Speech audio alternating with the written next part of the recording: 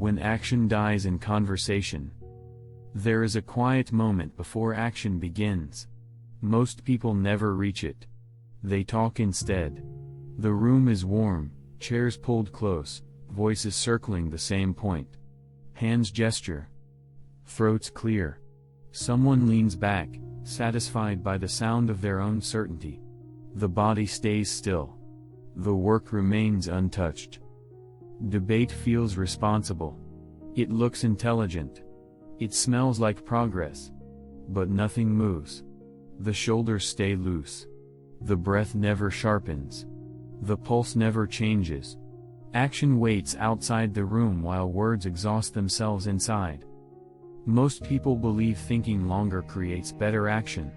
That belief is exactly why their days end unchanged. They confuse clarity with motion. They trade decision for discussion. By the time agreement arrives, the body has cooled. The edge is gone. You see it everywhere. Plans made over coffee. Training schedules argued instead of followed. Principles refined while the floor stays unmarked. Each conversation adds another layer between intention and movement.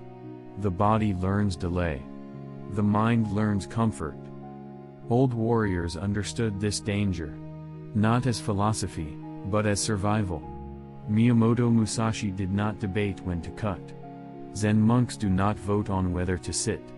Their bodies move because stillness would feel wrong. Action is not justified. It is assumed. Watch what happens when someone stops explaining themselves. When they stand up while others are still talking. When their hands reach for tools without consensus. The room stiffens. Jokes appear. Resistance follows. Social friction exposes the truth. Before you continue, notice where you keep discussing the life you refuse to enter. Name it once, silently. If you can't name it, that hesitation is already the answer. The habit of delaying through intelligence. He wakes before the alarm, not from discipline, but from habit. The room is cold. Air tightens the chest. Fingers feel stiff as they curl around the edge of the mattress.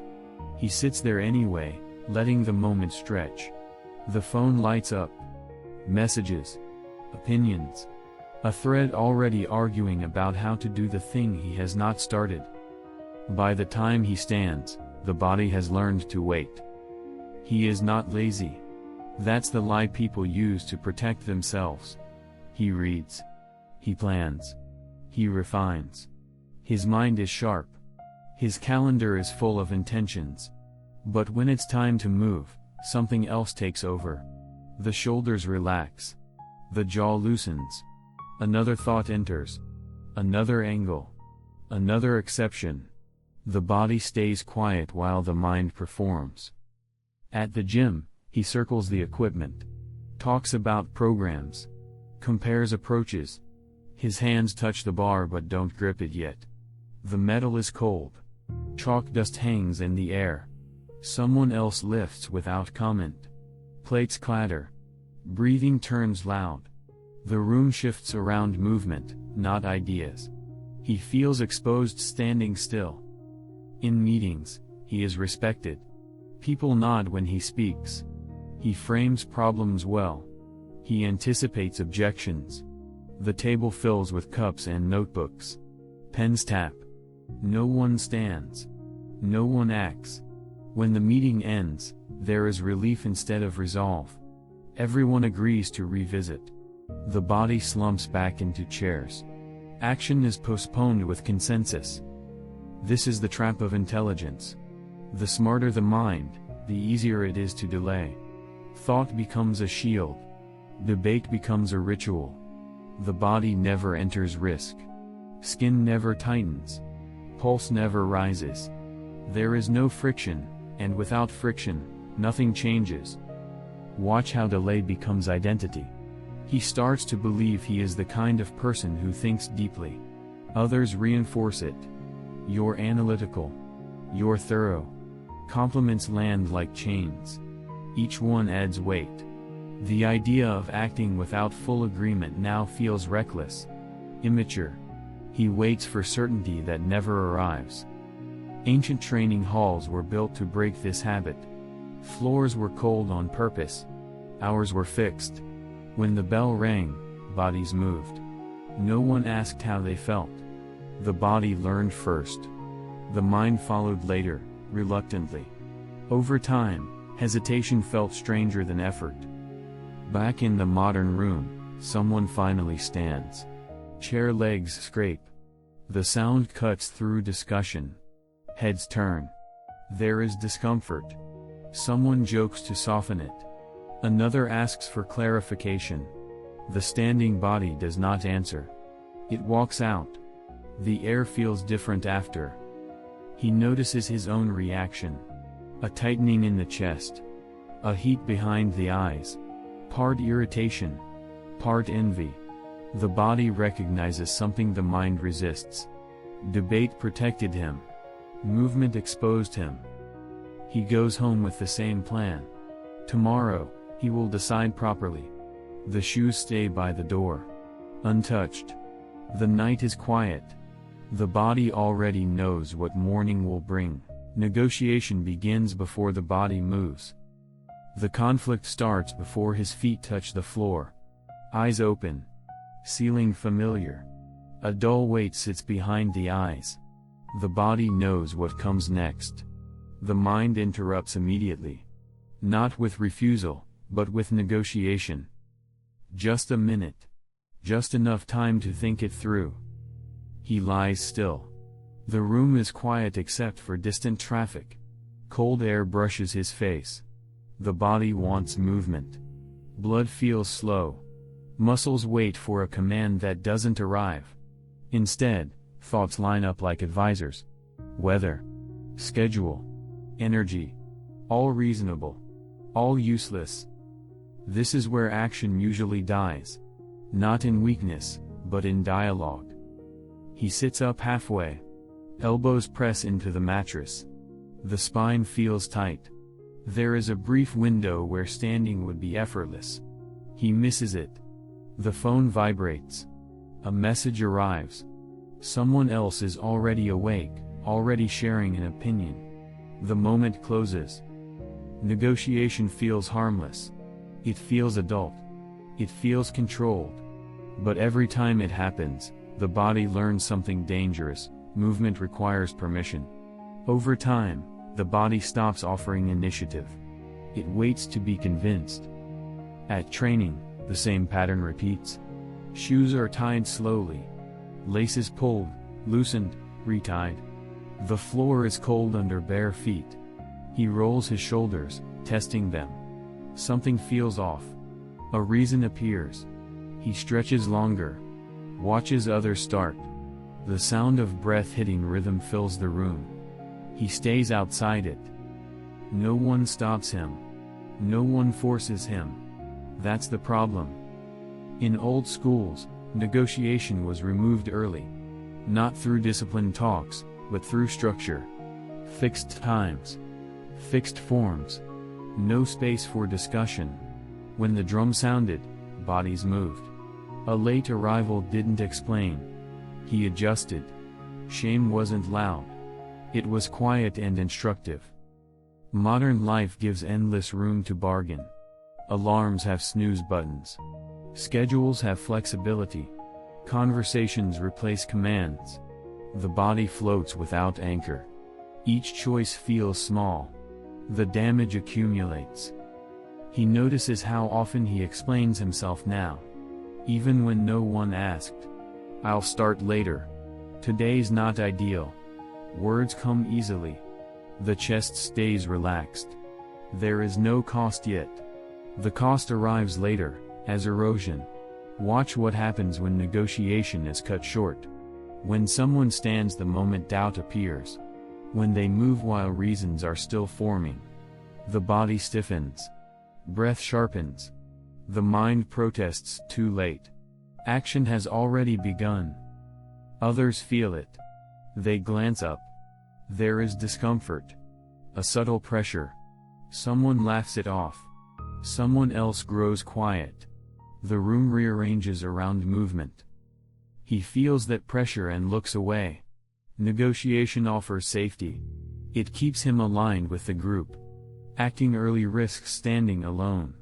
The body senses the social threat and freezes again. Morning passes. The chance closes. By the time certainty arrives, there is nothing left to act on. The body learned another lesson. Tomorrow, the negotiation will start even sooner, when words replace consequences.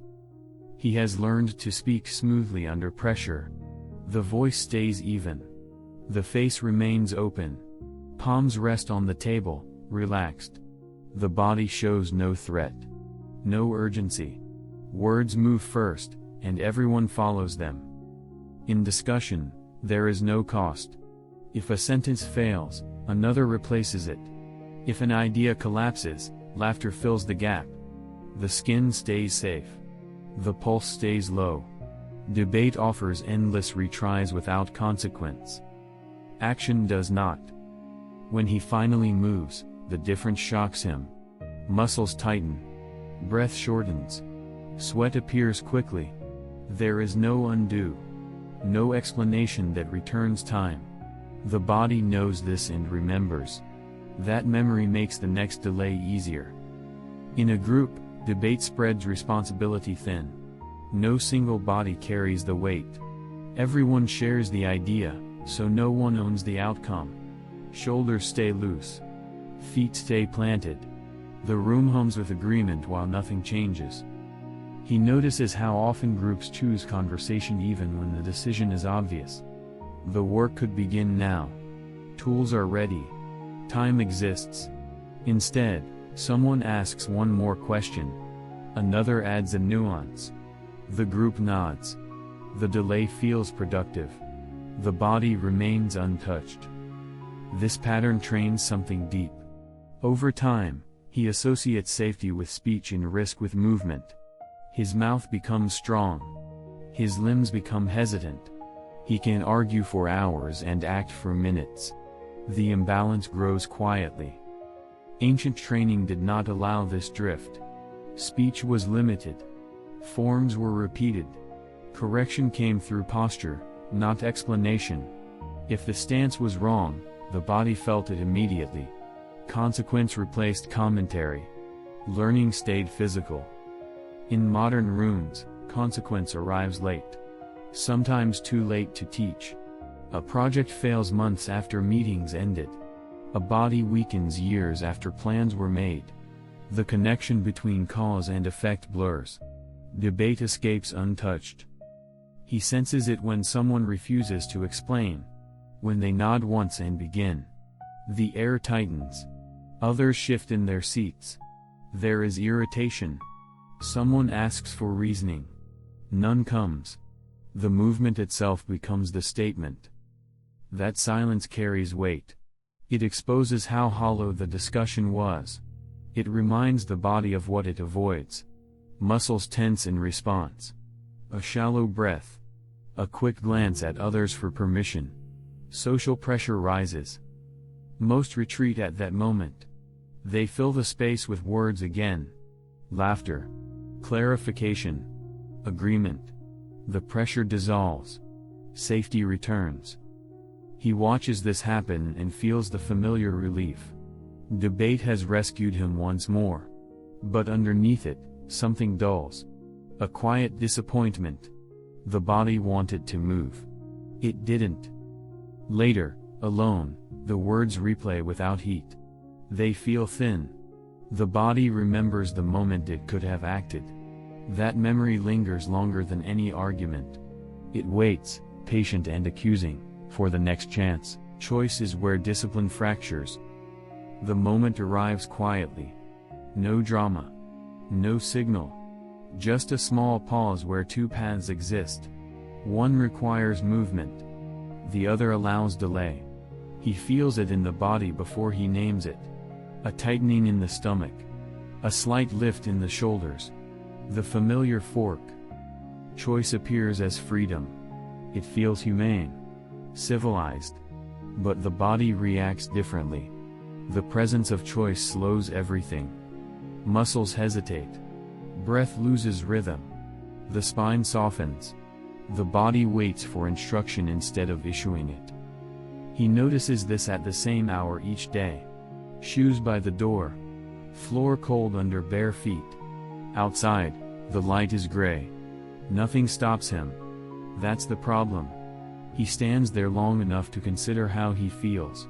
The thought spreads. Energy drains. The moment passes.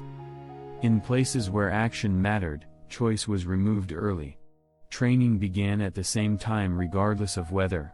Forms were repeated without variation. Not because creativity was forbidden, but because hesitation was dangerous. The body learned to move without checking mood. Over time, stillness felt incorrect. Modern life worships choice. Menus are endless. Schedules flexible. Opinions encouraged. The body never locks into rhythm. Every action requires a vote. Most are voted down. He watches someone else who has removed choice. Not loudly. Not proudly. They simply arrive at the same time every day. Do the same work. Leave without explanation. Their movements are economical. No scanning. No adjustment. The body acts like a door swinging on well-oiled hinges. Others notice. Comments appear. You're rigid. You don't adapt. Laughter softens the edge, but the pressure is there. Predictability unsettles people who rely on flexibility to avoid commitment. The social cost is real. He feels that cost and flinches. Choice keeps him likable. It keeps him open to conversation. It keeps him inside the group. Removing it would mean standing apart. The body senses the threat and tightens. But something else happens when choice disappears. Relief. The mind quiets. The body moves without argument. Breath finds cadence. Muscles warm. The work begins before doubt can form. The cost is paid up front. The reward arrives immediately. He experiences it once, accidentally. A missed bus. No time to think. He runs. Cold air burns the lungs. Legs ache. The body commits fully. There is no debate mid-stride. When it ends, sweat drips down his neck. The clarity surprises him. Later, choice returns. With it, delay. He starts to see the pattern clearly now. Every time he allows choice, action weakens. Every time choice is removed, movement follows. The realization is uncomfortable. It accuses his intelligence. It threatens his identity. That night, shoes stay by the door again. This time, closer. The floor will still be cold in the morning. The choice is whether that matters. Continuity survives where perfection collapses.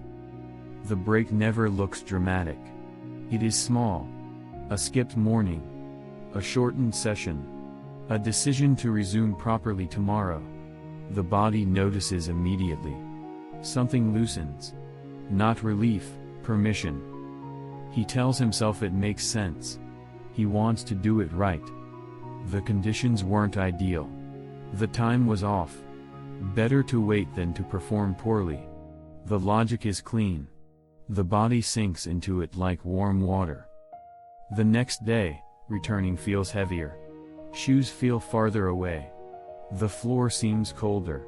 Muscles remember stopping more clearly than they remember starting. Perfection has raised the entry cost. Continuity has been broken, and the body resists repair.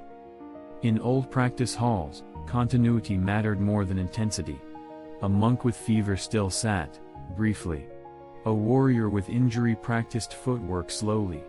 The chain was protected. The body stayed inside the rhythm. Stopping entirely was the real danger. He experiences this truth accidentally. One evening he is exhausted. Eyes burn. Shoulders sag. He considers skipping. Instead, he does almost nothing. 5 minutes. One set. One repetition done without ceremony. The body warms slightly. Breath steadies. It's unimpressive. It's enough. The next morning, returning feels normal. Not heroic. Normal. The body accepts it without argument. That surprises him more than motivation ever did. Around him, others chase perfect conditions. They talk about optimization, about maximizing effort, about doing it right. Their starts are loud. Their stops are quiet. Weeks pass. They begin again from zero, full of plans and explanations. Continuity makes no speeches. It looks boring from the outside. Same time. Same motion. Same quiet commitment. People stop asking about it. Some stop noticing altogether. The social reward disappears. He feels that loss. No praise. No comments. Just repetition. The body keeps showing up while the mind looks for acknowledgement that doesn't come. This is where many quit. Not from difficulty, but from invisibility. Something shifts when he stays anyway. The work no longer feels like an event. It becomes background. Like breathing. Like walking. The body expects it.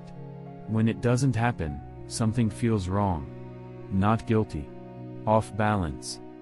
Perfection once gave him an excuse to wait. Continuity removes that excuse. There is always something to do, even when conditions are poor. Especially then. He notices how this unsettles others. Why bother if you can't do it properly? They ask. Their tone is casual. Curious. But there is pressure beneath it. Continuity threatens the comfort of stopping. He doesn't answer. He continues. The body thickens into the rhythm. Tendons adapt. Skin toughens.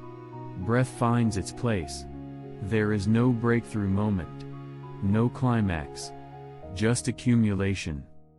That night, the routine is smaller than usual. He is tired again. He does it anyway. Briefly. Quietly. The chain remains unbroken. Tomorrow will not require a restart. And that changes everything. Pre-decided responses close the exit. The obstacle never announces itself. It arrives as inconvenience. Rain against the window. A late message. A tightness in the knee. Small disruptions that invite discussion. The body feels them first, skin cooling, joints stiffening, breath shortening, then the mind begins its familiar work. What should we do now? That question opens the exit. He used to stop there. Weigh options. Adjust plans. Explain the change to himself. Each time, the body learned that disruption meant pause. Action depended on conditions remaining friendly. They never do.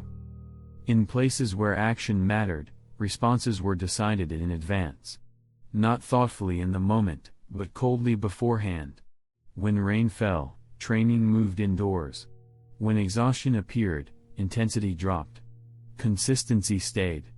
The body didn't ask. It followed. He tests this without ceremony. One morning the weather turns ugly. Wind cuts through his jacket. The ground is slick. The old impulse rises, reschedule. He feels it in the chest, a slight retreat. Instead, he shortens the session and starts. No debate. Just adjustment. The body protests briefly. Cold air burns the lungs. Fingers go numb. But movement warms everything. The protest fades. The decision is already behind him. Later, another disruption.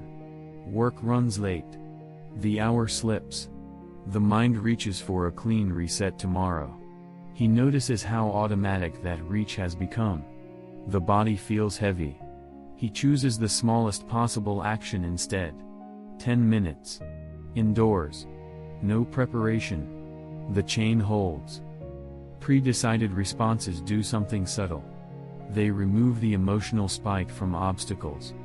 Disruption loses its power to stop movement. It becomes a signal, not a question. Others don't see this. They hear him decline invitations without explanation. They notice he leaves early or arrives at odd times. Comments appear. That's extreme. You could be more flexible. The social pressure tightens. He feels it in the shoulders.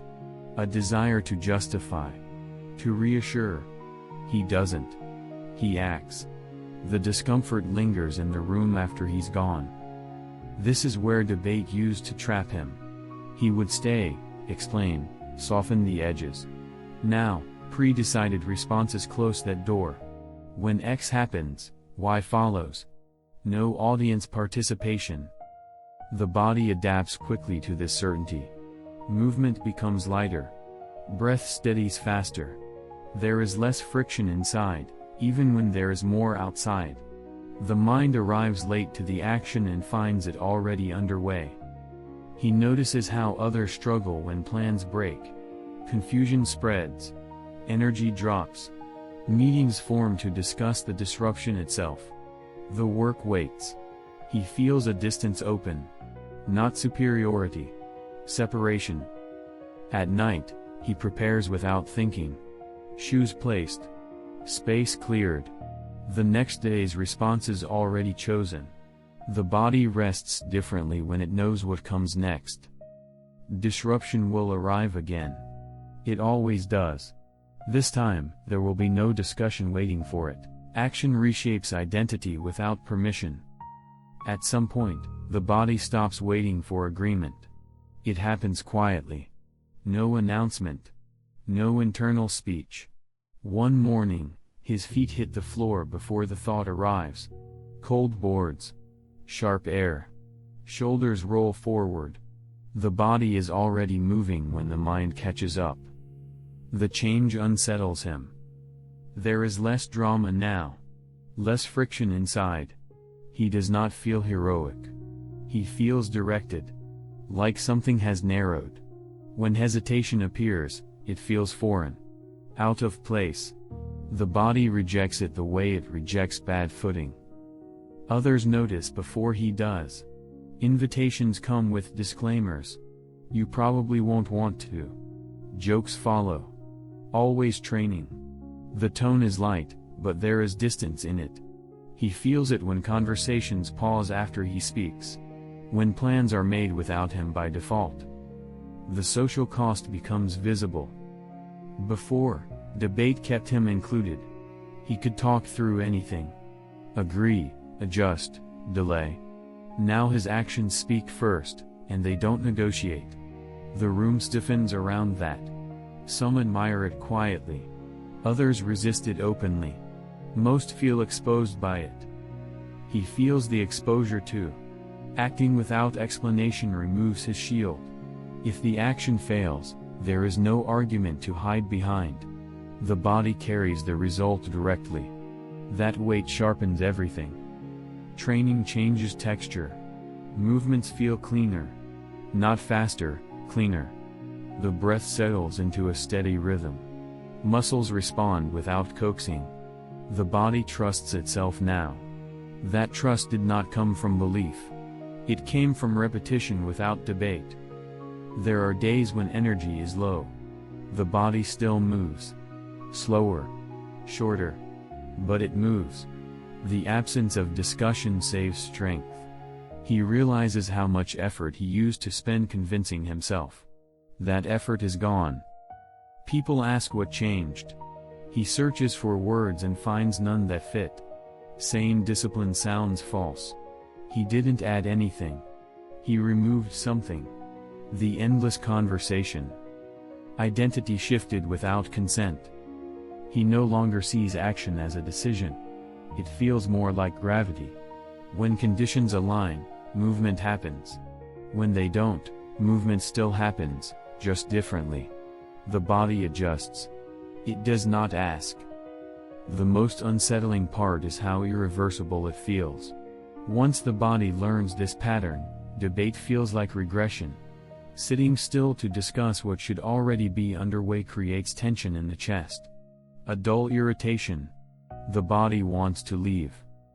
He recognizes the man he used to be when he hears long discussions now. The tone. The pacing. The safety of it. He feels no anger. Just distance. Like watching a shore recede. The path ahead is narrower. Fewer words fit on it. Fewer people walk it with him. The body accepts this without complaint. Action did not make him stronger. It made him harder to stop, where words end and the body decides. Discipline is not something added to life. It is what remains after negotiation is removed. What stands when the talking stops? What moves when no one is watching? The body knows this before the mind accepts it. It wakes without asking. It reaches for the work without permission. Cold air fills the lungs. Muscles tighten and release. The action happens because not acting would feel wrong. This is the quiet divide. On one side, people explain themselves endlessly. On the other, people move and accept the cost. No argument crosses that line. The unshakable person is not the strongest or the most informed. It is the one who no longer debates with himself. He does not wait for certainty. He does not seek agreement. He acts, adjusts, and returns. Again and again. Social comfort fades here.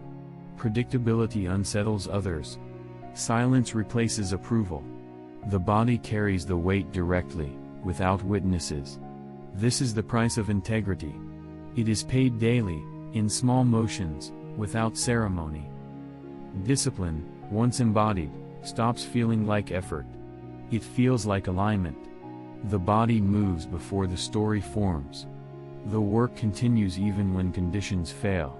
Continuity replaces intensity. Identity replaces intention. If this unsettles you, that reaction is the point.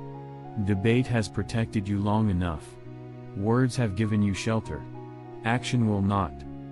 Make one public commitment. One sentence. No explanation. Name the action you will perform at a fixed time tomorrow. Then leave it there. Do not promise improvement. Promise presence. That is where discipline begins.